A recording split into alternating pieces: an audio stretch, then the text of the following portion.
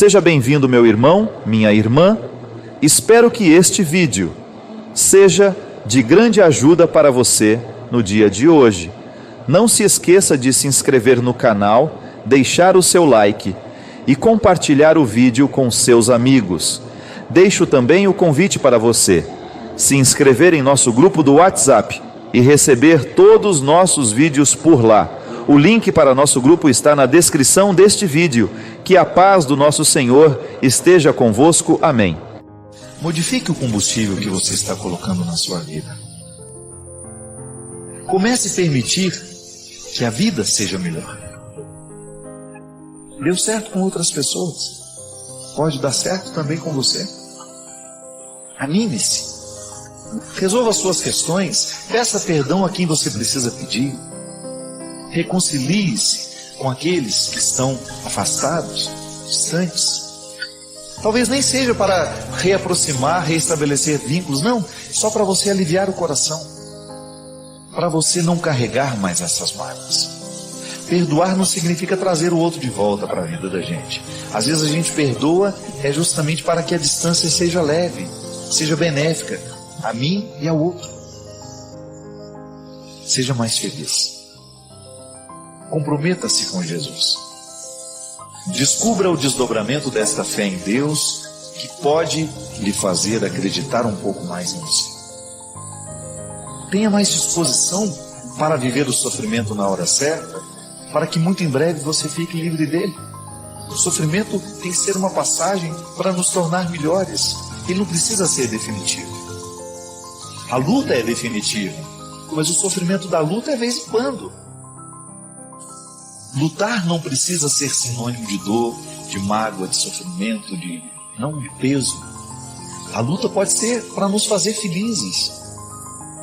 No momento em que você luta, você precisa estar feliz, porque você está sabedor de que está fazendo a coisa certa.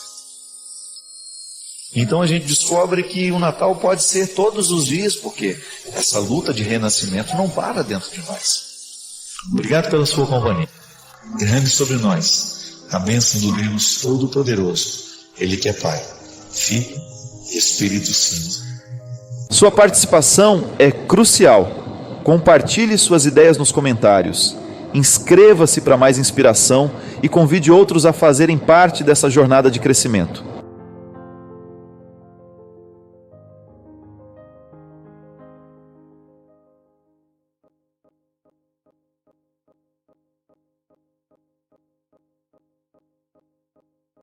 Você quer apoiar o nosso canal e nos ajudar a produzir mais conteúdo para você? É simples. Basta você acessar o link da lojinha na descrição sempre que precisar comprar algum produto. Com este simples gesto, você estará nos ajudando muito.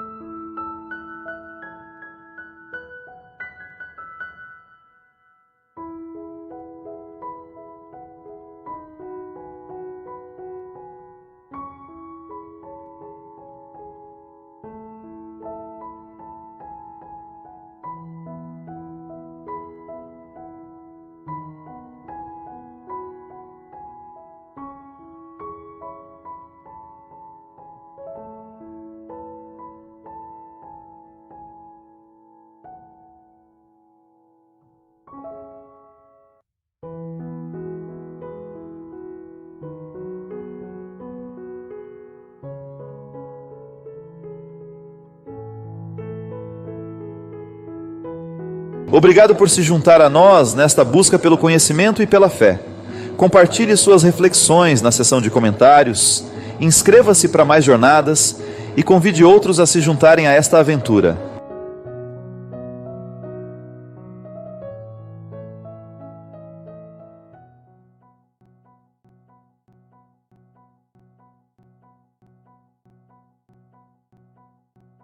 Pai amoroso, à medida que nos preparamos para ver este vídeo, pedimos Tua presença e orientação.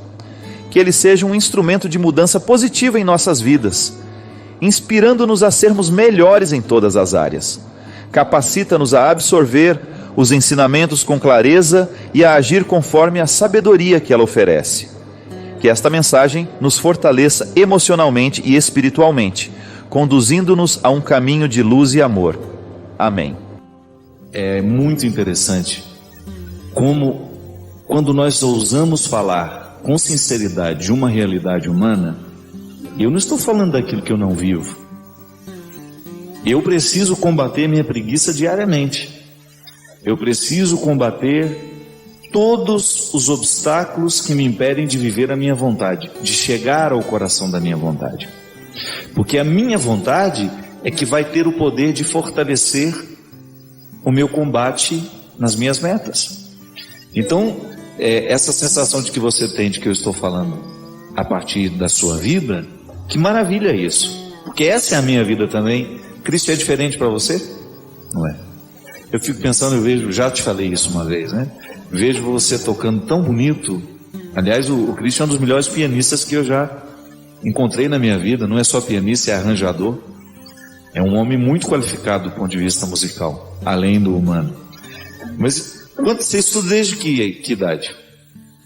Desde os 7 anos. Às vezes a gente vê o menino tocando assim hoje, pensa que foi da noite para o dia, não é não. Não é? É uma luta diária. E certamente você também precisou lidar com a sua preguiça. Regride. Se você deixar hoje de investir, se você achar que você já está pronto para a música, você começa a declinar, não é verdade? A oportunidade que a gente tem, Jaqueline, de identificar dentro de nós o que está sendo precário, isso também já é uma experiência sagrada. Porque às vezes a gente acha que o sagrado só está associado àquilo que a gente tem de bom. Não. Toda vez que nós temos coragem de mexer no lixo da nossa existência, isso também pode ser uma experiência sagrada. Porque é ali que você vai fazer a reciclagem. Tá certo, esse lixo aqui, esse entulho, esse resto, esse insucesso que foi fruto de um tempo mal vivido, no que isso hoje pode me ajudar? E aí nós vamos aos poucos fazendo o fortalecimento dessa vontade. A gente vai tendo coragem de dar essa sacudida, como você usou de maneira tão descontraída o termo, né? O Padre Fábio está dando um sacode na minha vida, porque eu estou sacudindo a minha vida aqui também. Inclusive, que gostaria até de dizer que no último acampamento eu não tive oportunidade de estar, eu não pude vir. Eu passei mal, muito mal mesmo, da madrugada de sábado para domingo. Tive muita ânsia de vômito, sensação de estar asfixiado. E aí eu precisei ir para o hospital, fiquei um tempo internado lá. Fiz os meus exames, graças a Deus não descobriu nada, mas tudo indica que eu esteja desenvolvendo uma síndrome do pânico, muito comum nos dias de hoje. Talvez por causa do meu excesso de trabalho, estou cansado mesmo, mas é porque eu sou um pouco dramático também, faço uma experiência, o humor também nunca me abandona, eu gosto de brincar com os meus cansaços, e sei que quem me acompanha também faz o mesmo. É que na verdade, eu tenho me sentido muito exaurido mesmo nos últimos tempos. Aquilo que antes não me custava fazer, está custando muito. Tudo é muito cansativo na vida. Mas eu preciso diariamente recrutar a minha vontade para que este cansaço não prevaleça sobre o meu trabalho. Eu acho que está chegando um momento na minha vida de rever muitas coisas, de dar uma pausa em algumas coisas. Estou aberto a Deus para que Ele me diga o que eu realmente preciso fazer. Porque chega um momento em que a gente descobre que o que a gente faz não pode ser mais importante do que o que a gente é. E aí nós começamos a perder a qualidade da vida. Quando nós fazemos demais e podemos ser de menos. Quando a gente tem uma agenda que não nos permite muitas vezes um descanso, quando não nos permite o estar em casa, que é absolutamente repositor para toda e qualquer pessoa. Mas no nosso dia a dia, nós vamos precisando enfrentar todas as realidades que podem se opor ao nosso crescimento pessoal. Como digo para vocês, se estou vivendo agora, enfrentando um momento difícil na minha vida, eu preciso ter coragem de permitir que o momento difícil, como eu dei o exemplo anterior, né, o entulho da minha escolha possa agora provocar uma mudança em mim. É assim que funciona. Não posso permitir que a minha vida continue sendo levada, sendo vivida, sem que ela passe pelo crivo do discernimento. Eu sei que às vezes nós temos muita dificuldade de ouvir o que nos incomoda. Eu sei que às vezes a própria pressa da vida que a gente leva, o excesso de comunicação, o excesso de coisas que a gente... É impressionante como nós temos muitas coisas ao mesmo tempo para fazer, muitas respostas ao mesmo tempo para dar. E isso vai nos cansando, isso vai minando a nossa disposição. E aí, porque nós estamos sem disposição, a preguiça nos puxa. E a gente deixa de fortalecer a nossa vontade. E quando nós enfraquecemos a nossa vontade, quando nós não fortalecemos essa vontade, você a enfraquece, que ela não fica estacionada. É igual o Cristo disse, o que toca, precisa tocar todos os dias, porque senão ele regride. Ele não fica estacionado no que ele sabe, ele desaprende com o tempo. A vontade é a mesma coisa, ela nunca fica estacionada, ela vai regredir. Se eu deixo de investir nela, ela regride. Por isso que eu preciso fazer diariamente o exercício, como dizia Santo Agostinho, de fortalecer em mim a minha vontade. É igual quando você precisa viver a superação de um relacionamento que te faz mal. Você terá a tentação de voltar àquela pessoa, mesmo sabendo que ela faz mal, porque você está movida por uma dependência afetiva.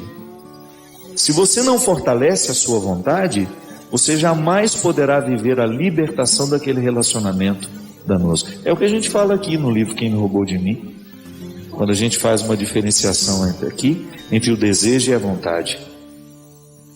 Muitas pessoas são movidas pelos seus desejos, que são aquelas realidades superficiais em nós.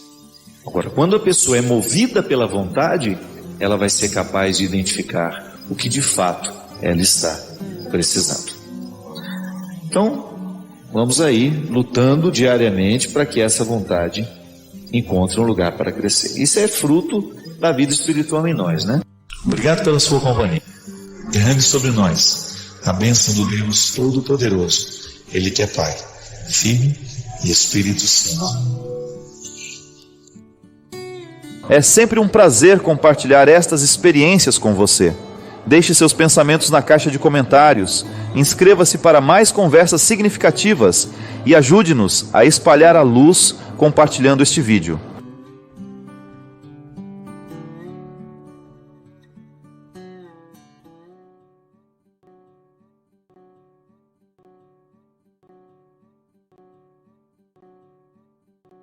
Você quer apoiar o nosso canal e nos ajudar a produzir mais conteúdo para você? É simples, basta você acessar o link da lojinha na descrição sempre que precisar comprar algum produto. Com este simples gesto, você estará nos ajudando muito. Agora, aproveite o vídeo. Padre, queria que o Senhor me ajudasse a atender os sentimentos que estão me ocorrendo. Perdi meu esposo e perdi também meu filho recentemente. E não estou conseguindo conviver com a saudade. Disse aí, não é fácil mesmo, minha filha, perder duas pessoas que são tão importantes na sua vida. É a estrutura da sua casa que de alguma maneira ruiu. E a gente leva tempo, o coração precisa de tempo. Nós não podemos querer a cura hoje, se nós precisaremos passar pelo processo que resultará a cura. E o luto, ele é uma realidade processual. O que é processual? Que precisa naturalmente passar por um processo. Quando uma pessoa morre dentro da nossa casa, minha gente, a estrutura é toda modificada. É impressionante como uma pessoa, se você retira uma única pessoa, é impressionante como a estrutura da família é modificada. E é igual um caminhão em movimento, cujas abóboras que estão ali atrás vão se ajeitando à medida em que a gente pega a estrada. É uma linguagem rural que eu já vi muito. Enchia o caminhão de abóbora, entrava para a estrada, elas iam balançando, aquela barulheira, de repente assentavam e você nem lembrava mais que tinha aquele monte de abóbora atrás. Mas até que ajeita, faz muito barulho. E sim acontece na nossa vida. Sempre que alguém é retirado, o caminhão faz barulho. E a gente acha que aquele barulho será eterno. Eu me lembro a morte da minha irmã, quando a Heloísa morreu. Foi tão traumático lá em casa, foi tão difícil restabelecer a casa sem aquela presença, ainda que ela não morasse mais com a gente. Ela morava em Belo Horizonte na época. Mas você tem que reestruturar o coração, porque o outro mora dentro de nós. Família não é só um lugar onde as pessoas moram na mesma casa. Família é quando as pessoas moram uma dentro da outra. E quando alguém morre, a gente perde aquele inquilino. Você perde aquela presença que até então estava dentro de você. Claro, vai permanecer pela saudade, mas você não abraça mais, você não encontra, você não fala. Então essa organização do luto, ela precisará passar pelo processo de acostumar-se com a ausência. E no seu caso, Dilceia, você ainda passa pela dura experiência de perder 2 pessoas num prazo muito recente. Minha filha, você vai ter que ter muita paciência com o seu sentimento. Isso não vai ficar diferente da noite para o dia. Você terá de acomodar essas 2 pessoas nas suas saudades, nos seus sentimentos, para você ter condições de continuar a sua vida como era antes. É claro que nunca será como era antes, porque não pode. Não é para quem não perde também. A vida não é a mesma, a vida nunca pode ser a mesma, até para quem não perdeu. A vida é sempre em movimento. Outro dia mesmo, uma amiga minha descobriu uma enfermidade do filho. E ela estava destroçada. A mesma enfermidade que o marido tinha, que foi extremamente dolorosa para eles, ela descobriu que o filho tinha também. O que dizer? Claro que a gente fala, estou do seu lado, estou rezando com você, mas aquele é um dilema que ela vai precisar enfrentar. Eu não tenho, por mais que eu a ame, eu não tenho como entrar no coração dela e viver aquele sofrimento por ela. Eu até a levei em todas as intenções das minhas missas durante a peregrinação. E pedi a Deus, pedi a Nossa Senhora de maneira especial, já que estávamos em territórios marianos, que Nossa Senhora fizesse no coração dela o mesmo que Deus fez no seu coração ao acompanhar a agonia de seu filho.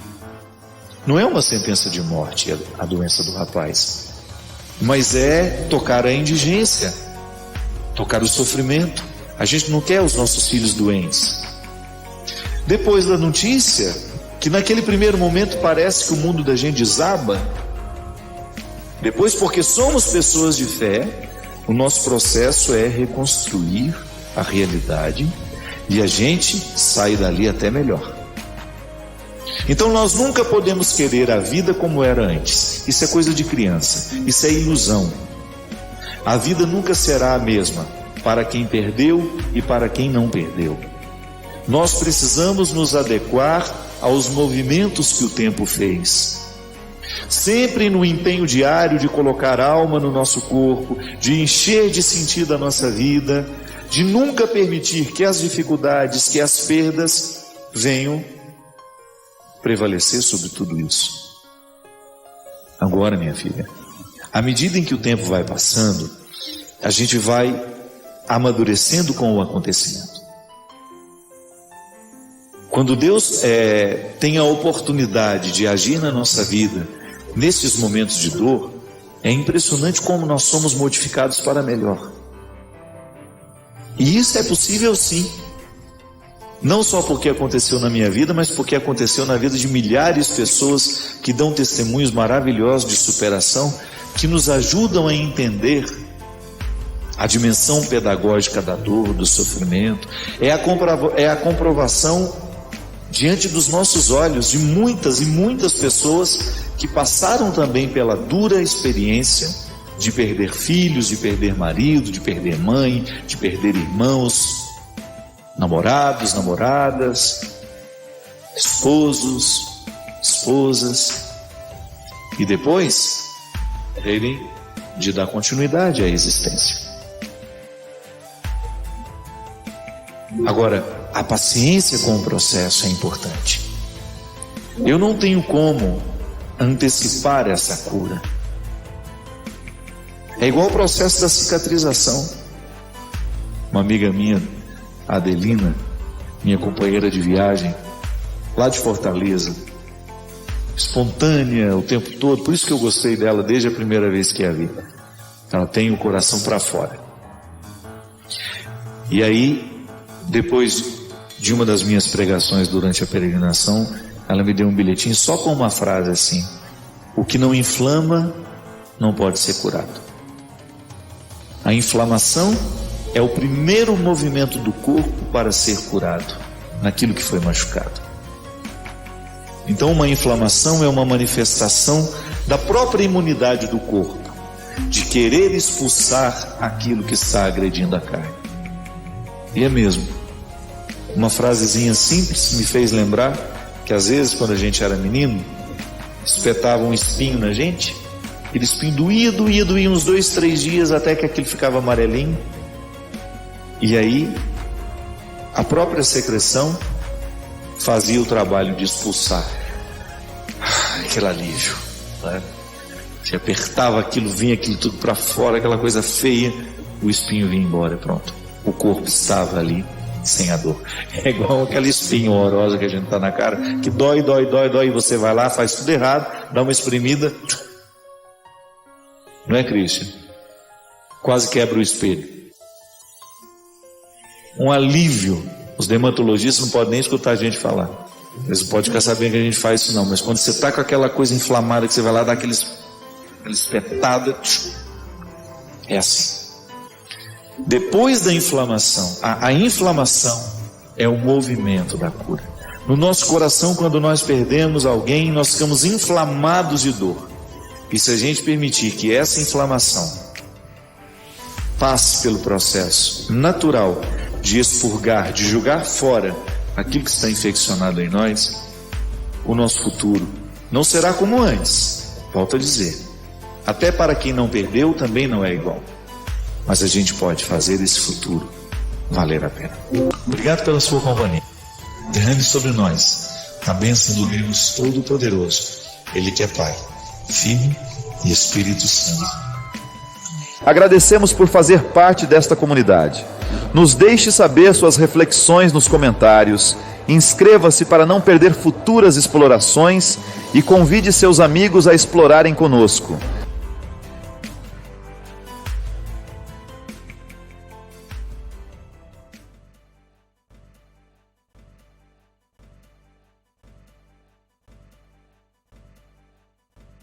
Pai Celestial, abençoa-nos enquanto nos preparamos para ver este vídeo. Capacita-nos a recebê-lo com mente aberta e coração receptivo. Que ele seja uma fonte de esclarecimento e direção, guiando-nos nas decisões que tomamos. Capacita-nos a assimilar os ensinamentos com sabedoria e a viver de acordo com os valores que ele transmite. Que esta mensagem nos fortaleça espiritualmente e nos ajude a ser luz para os outros. Amém. A palavra de Deus precisa ser lida. A gente pode ler de duas formas, né? No primeiro momento, como uma oração. Existe até um método chamado Lexio Divina, que valeria a pena. Se você entrar na internet, você encontra os passos deste método, que é desde um momento de concentração, a escolha do texto, depois a leitura, e aí você vive essa oração de maneira orante. A palavra, e aí você tem as passagens específicas para favorecer a sua oração. Você pega, por exemplo, os Salmos, né? você pega um trecho do Evangelho, e aí você vai meditar o jeito de Jesus viver, o jeito de ser, o que Jesus disse a essa ou aquela pessoa. Agora, quando nós nos aventuramos em ler todas as páginas da Sagrada Escritura, querendo encontrar respostas para a vida, a gente precisa tomar muito cuidado, porque a Sagrada Escritura é um livro que contou a história de muita gente.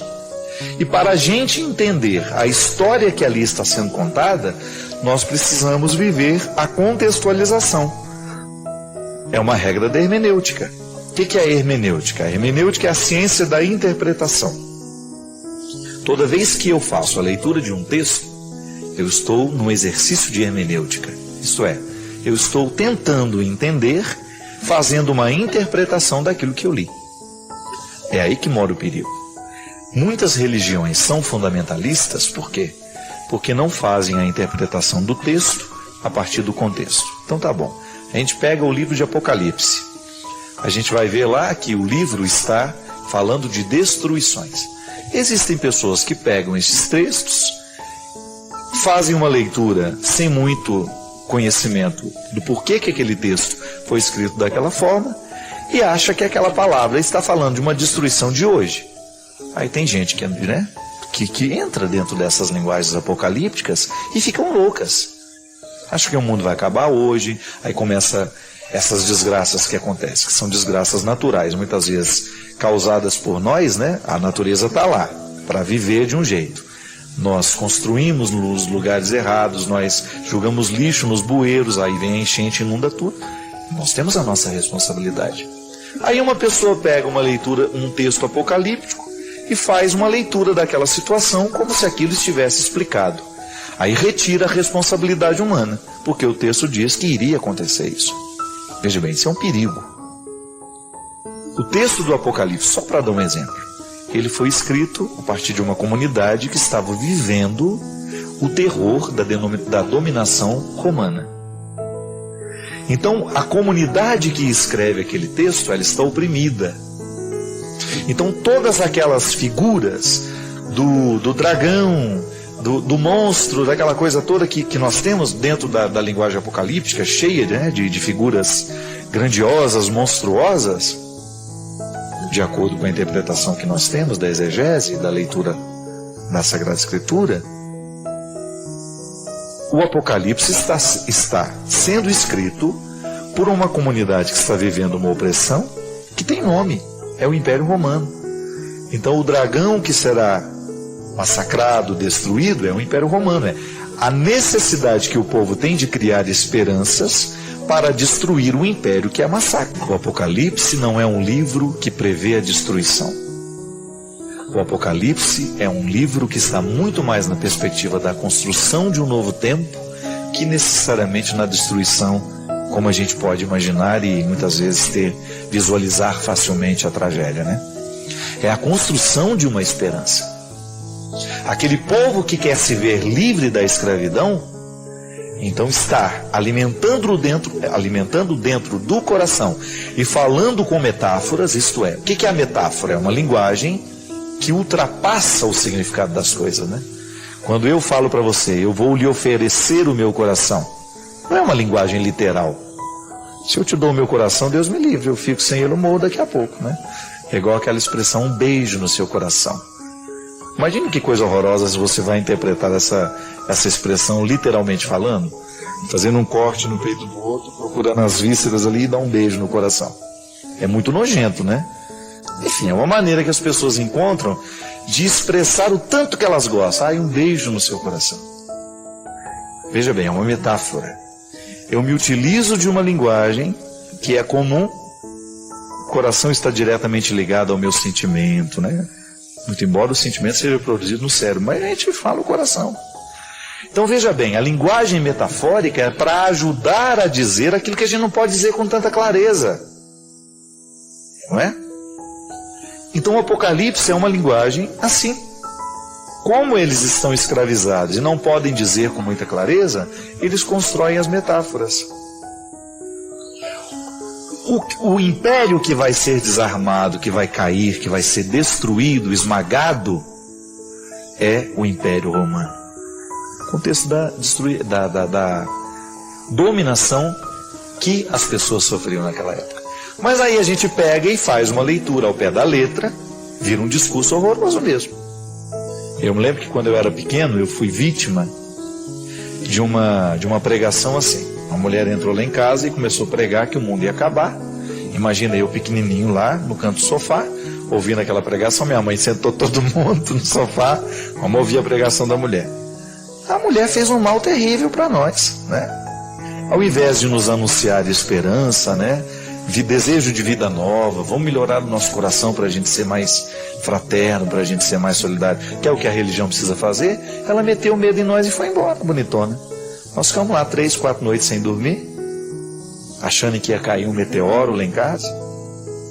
E a minha mãe não tinha conhecimento suficiente para desmentir. Ficamos no meio da mentira durante muito tempo. Então é muito perigoso. A leitura da Sagrada Escritura precisa ser muito responsável. Não faça nunca uma interpretação ao pé da letra. Porque a interpretação ao pé da letra, quando você retira aquela frase do contexto, você corre o risco de perder o fundamental, a compreensão mais ampla, né? Como a gente poderia dizer. Obrigado pela sua companhia. Derrame sobre nós a bênção do Deus Todo-Poderoso, Ele que é Pai, Filho e Espírito Santo. Que Jesus ilumine o seu dia. Inscreva-se, curta, comente e compartilhe para que essa mensagem possa ir mais longe e chegar ao coração de mais pessoas. Amém. E hoje, quem sabe, esse programa possa lhe ajudar a colocar um detalhe de santidade na sua vida. E você ir dormir um pouquinho melhor do que quando acordou. E a gente espera que você possa aliviar o seu coração.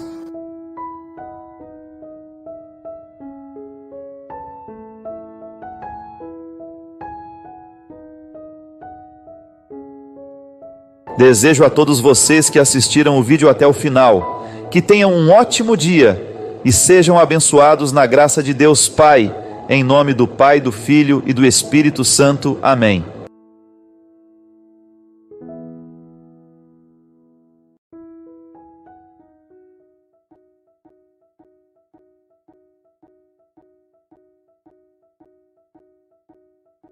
Neste espaço de meditação, convido-te a explorar a conexão entre o terreno e o transcendental. Que a chama da espiritualidade brilhe intensamente, inspirando pensamentos que conduzam à compreensão do propósito divino. Bem-vindo a este tempo de introspecção, onde o sagrado se manifesta nas entrelinhas da reflexão. Quem é que nos dá o sentido da vida? É a história. O sentido da vida não é uma coisa que cai do céu. A gente vai assumindo aos poucos. O sentido é como se nós pudéssemos falar do elemento fundamental que faz com que uma construção fique de pé. No caso, nós temos um alicerce, né, que foi programado para fazer com que as paredes pudessem parar. O sentido na vida da gente funciona assim. Para que a gente dê conta dos ventos, para que a gente dê conta das situações difíceis. Se eu tenho um sentido para a minha vida, se eu sei o porquê viver, as dificuldades que farão parte do meu processo, do seu e de todos nós que estamos assistindo o programa, essas dificuldades serão vencidas à medida que houver este sentido. Como é que a gente constrói o sentido? Com amor, com palavras, com consideração, com gestos, né? Com atitudes, com disciplina. O sentido se constrói assim, quando a gente vai saboreando a vida com tudo aquilo que ela tem e descobrindo que vale a pena. Estabelecer metas, né? A gente falava aqui antes, como é importante os nossos adolescentes hoje terem metas de vida. Nós precisamos interferir diretamente no processo educacional dos nossos adolescentes para ajudar na construção desse sentido, porque hoje é lamentável, mas o mundo às vezes extrai esse sentido, retira o sentido da vida desses meninos e meninas muito cedo. Por quê? Por causa do jeito como a gente vive. A própria maneira como eles estão contextualizados na sociedade, né? Muitas vezes tão permissiva, tão irresponsável, tão descomprometida. É engraçado, minha gente, o adulto que hoje eu sou. Tem tantas coisas no meu jeito de ser hoje que estão diretamente ligadas às ausências da minha mãe na minha vida. E olha que a minha mãe era a mulher que ficava dentro de casa o tempo todo cuidando de nós. Mas é claro que toda criança sofre, e faz parte da vida mesmo. A mãe não pode ficar grudada o tempo todo na criança, precisa ir fazer as coisas. Mas o rompimento desta relação, ela gera traumas muito profundos na vida das crianças. E aí o que a gente vai fazer depois? Está lá o ser humano com problema, deu defeito, né? Com a peça. Não é assim, né, Ivanilson? Quando dá o defeito numa peça, às vezes você olha para aquilo, não está funcionando direito, e agora? Às vezes nós somos igual uma máquina de lavar roupa, dá um defeito e ninguém sabe onde é que está o defeito. Então aí a hora, como na máquina de lavar roupa, a gente pode abrir e identificar onde é que está a peça estragada. Nós não temos esse jeito, senão você já teria aberto seu marido, né? Deixa eu ver por que esse homem dá tanto defeito, gente. Onde é que ele está estragado, né? Não tem umas pessoas que, se a gente pudesse, a gente abriria para saber onde é que está o defeito? Então o único mecanismo que nós temos para descobrir o que está errado no outro é na observação e na palavra. Porque nós não somos máquinas, já dizia o Charles Chaplin, né? Homens é que sois, não sois máquinas, homens é que sois. Então, por isso que o bom psicólogo é aquele que observa bem. É verdade, o bom psicólogo é aquele que observa. Por quê? É observando que você vai descobrir onde é que está a peça que está dando defeito. Aí é na convivência, na palavra, na intimidade. Grito não resolve. Não adianta você gritar com essa menina, que ela precisa viver, que ela precisa gostar da vida. Não. Alguma coisa dentro dela está sem encaixe, alguma coisa dentro dela está traumatizada. O que é o trauma? Já falamos tantas vezes isso aqui também. O trauma é aquela parte do coração, do cérebro, da vida, né? Dê o nome que você quiser, que está sem encaixe, dos afetos. Então, quando a gente reorganiza o coração da pessoa, quando a gente reorganiza o jeito dela sentir o mundo, tá bom, eu tive uma ausência de mãe terrível na minha história quando eu era criança. Mas agora eu posso corrigir isso de outra forma. Eu posso ter a segurança através de um irmão, eu posso retomar essa segurança através de uma amizade, de um relacionamento novo. E aí fazer de tudo para não jogar nesse relacionamento novo os meus traumas também, porque o risco é este. Então, observando bem os nossos filhos, nós vamos descobrir o porquê que é que ele neste momento está dando defeito. Por que a adolescência, gente, é uma época em que a gente dá tanto defeito? Porque é uma fase de transição, talvez a mais definitiva da vida. Você não é mais a criança que você era, mas você também não é um adulto ainda. É um estado de não ser, né? É uma coisa meio esquisita. Então por isso que o adolescente é tão rebelde, ele quer rebelar-se contra todos, ele não aceita regras, ele acha que está tudo errado. Você tem que ter paciência com esse tempo da vida, daqui a pouco ele entra no eixo de novo. Você disciplinando bem essa transformação, sendo capaz de compreendê-lo, ele nunca pode achar que você não o compreende. Porque até mesmo porque para você estabelecer o limite que ele vai ter que viver, você precisa mostrar que você tem interesse nesse processo dele. Não banalizar o que ele sente, né? Que às vezes nós banalizamos o que o outro sente. Ah, isso que você está sentindo é uma bobagem. Não, nunca diga isso. Se o outro está sentindo, então não é uma bobagem. Precisamos entender. Então às vezes, Helena, o que nos falta é olhar para essas pessoas que estão do nosso lado e ajudá-las a retirar aquele peso. Não é normal que a gente queira morrer hora nenhuma, né? Se de repente a gente está perdendo o gosto pela vida, cuidado. Não deixe isso crescer dentro de você. Semana passada eu tive um encontro que me ensinou muito, mais uma vez, isso que eu estou dizendo. Um amigo meu me procurou e me contou que tinha feito algumas escolhas que não estavam de acordo com o que ele é. Sabe quando você descobre que existe uma inaptidão entre aquilo que eu sou e aquilo que eu estou fazendo? Por exemplo, Ivanilson é pianista. Bom, né? Se de repente retira o piano da sua vida, Ivanilson, e fala assim, você não vai poder mais tocar esse piano. Você vai sofrer, não vai? Porque a música faz parte da sua vida. Está no seu sangue. Olha o que é bonito. Está no sangue. Isso é uma expressão muito séria. Se está no sangue é porque faz parte de mim. Se porque está de fora, não faz parte de mim. Essa roupa pode até me servir, mas não faz parte de mim. Eu sou o Padre Fábio mesmo sem essa camisa, sem esse sapato. Eu trouxe, mas posso mudar, posso vestir uma outra. Agora, aqui dentro, existe uma realidade que pede, que clama o tempo todo por coerência. Eu preciso estar no lugar certo. Então, quando eu começo a permitir que o meu ser fique habitando um lugar para o qual ele não foi feito, eu começo a comprometer o sentido da minha vida. E era justamente sobre isso que falava o meu amigo, chorando, dizendo: eu estou no lugar errado, fazendo a coisa errada. Estou traindo a minha essência, estou traindo o que eu sou. Não pode. Não pode ficar um dia a mais. Se você descobre que você está traindo a sua essência, insistindo em ficar numa situação para a qual você não foi feito, você está comprometendo o sentido da sua vida. Minha gente, o que Jesus fazia com as pessoas era isso. Encontrava a pessoa certa no lugar errado e fazia o quê? Dava um jeito de orientá-la para que ela estivesse no lugar certo. É igual planta. Se você desconsidera a natureza da planta, aquela planta foi feita para lugares úmidos, eu insisto em transplantá-la, tiro ela do lugar úmido e coloco no lugar seco. Não espere, não adianta fazer nada, ela vai morrer. E você sabe que eu olho para o meu jardim lá, que agora eu estou tendo a oportunidade de cuidar, eu fico vendo o que Jesus fazia com as pessoas. É a mesma coisa comigo, minha gente. Eu também sou uma planta que, se estiver no lugar errado, eu morro. Eu fico tão feliz, sabe, de saber que a cada dia eu descubro que eu nasci para ser padre. Porque eu me sinto padre nas pequenas coisas, ainda que eu não me exerça o tempo todo no ofício mais tradicional do ser padre.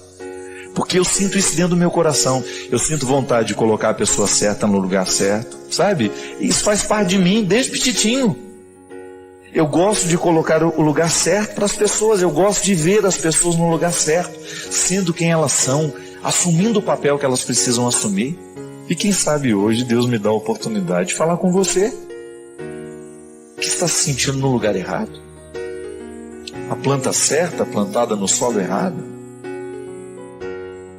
Não tenha medo.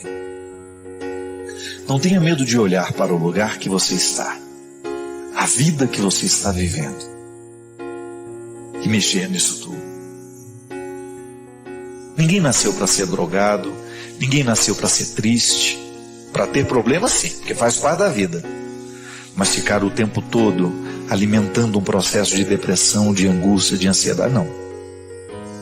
Passa. De vez em quando a gente se entristece, de vez em quando alguém vai fazer alguma coisa errada para nós, alguma coisa ruim que vai nos machucar, mas você passa. Se você estiver plantado no lugar certo, você suporta tudo isso. Conversão é isso. É você dar os passos para ocupar o lugar certo.